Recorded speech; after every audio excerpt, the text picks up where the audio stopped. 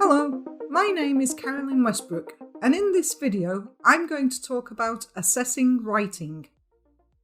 Students often don't like writing, so we need to find topics and tasks that motivate them.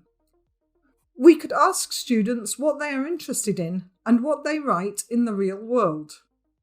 We must also ensure that assessment tasks are meaningful, appropriate, and relevant. For example, we may not want to ask students to write a letter because letters are rather old-fashioned, but we may have to if the curriculum and the final exam requires this of them.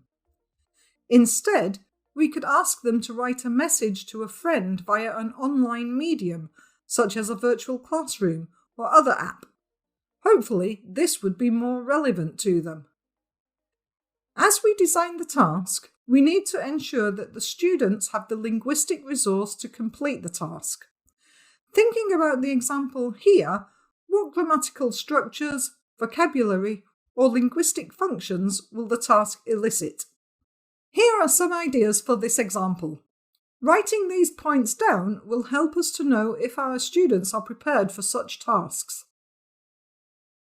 Another reason why students don't like writing is they often don't know what to write about, so we need to make sure that they have not only the language for the task, but also ideas about the content and, if appropriate, knowledge of the genre we want them to write in. Have they covered the topic in class? Do they know what the genre for the piece of writing should look like? Now think about the content ideas and genre. Here are some ideas.